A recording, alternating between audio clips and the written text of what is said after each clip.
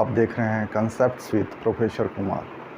आज हम भूगोल के इतिहास के एक बहुत ही महत्वपूर्ण मोड़ की चर्चा करेंगे, जिसे कहा जाता है क्वांटिटेटिव रिवॉल्यूशन यानी मात्रात्मक क्रांति। लेकिन इस विषय को समझने से पहले मैं आपसे एक छोटा सा सवाल पूछना चाहता हूँ।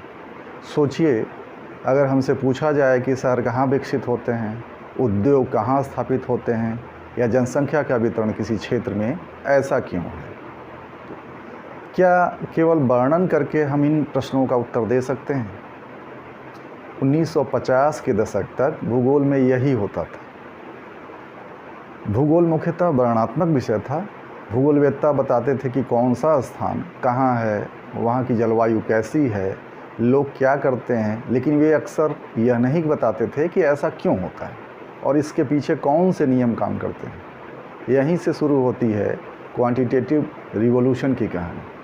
1950 और 60 के दशक में कुछ भूगोलवेत्ताओं ने कहा कि अगर भूगोल को एक मजबूत वैज्ञानिक विषय बनाना है तो हमें केवल वर्णन नहीं बल्कि गणित, सांख्यिकी और मॉडल का उपयोग करना होगा।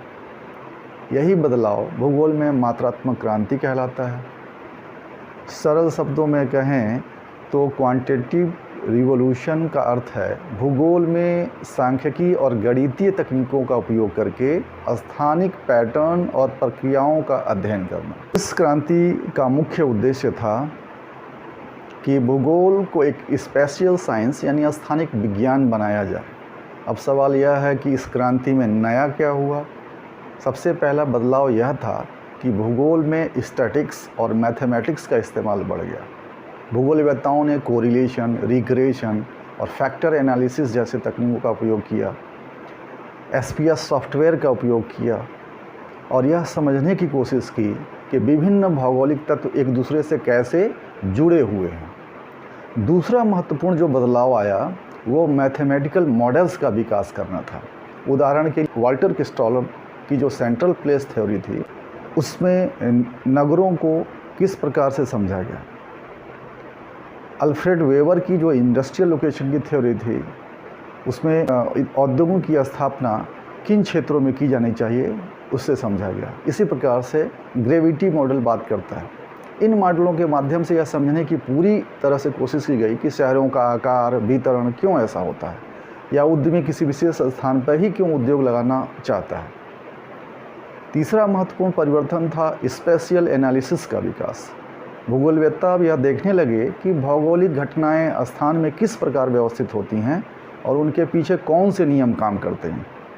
इस आंदोलन को आगे बढ़ाने में कई महत्वपूर्ण जो विद्वान उनका योगदान रहा, जैसे फ्रेडके शैफर, जिन्होंने यह कहा कि भूगोल का उद्देश्य केवल स्थानों का वर्णन नहीं बल्कि स्पेशियल लॉ यानी स्थानिक नियमों को खोजना होना चाहिए। इसी तरह से William Bunge, Peter Haggett, Richard Chorley जैसे विद्वानों ने भूगोल को अधिक वैज्ञानिक और विश्लेषणात्मक बनाने के लिए बहुत महत्वपूर्ण भूमिका निभाई। अब प्रश्न उठता है कि इस मात्रात्मक क्रांति का भूगोल पे क्या असर पड़ा। सबसे बड़ा प्रभाव यह हुआ कि भूगोल एक वैज्ञानिक और विश्लेषणात्मक विषय के रूप में विकसित होने लगा।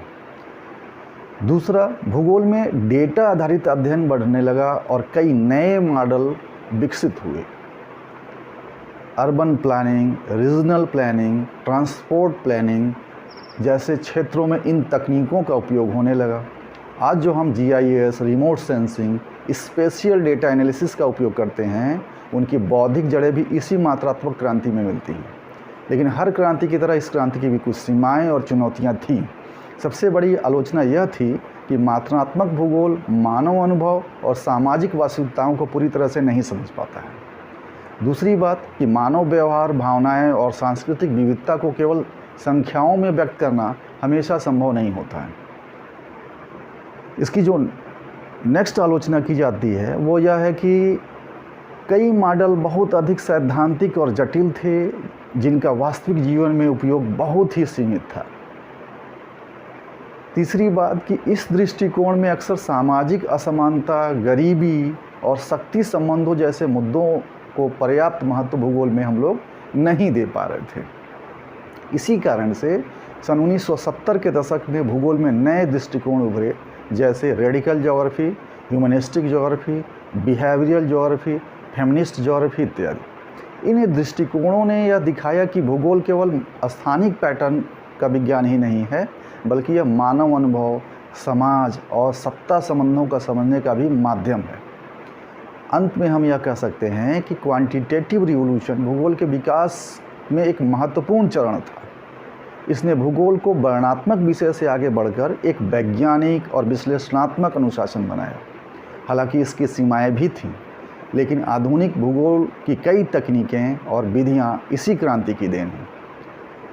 तो अगली बार जब आप GIS, स्पेशियल एनालिसिस या ज्योग्राफिकल मॉडल्स के बारे में पढ़ें तो याद रखिए कि उनकी जड़ें क्वांटिटेटिव रिवोल्यूशन में ही छिपी हुई हैं।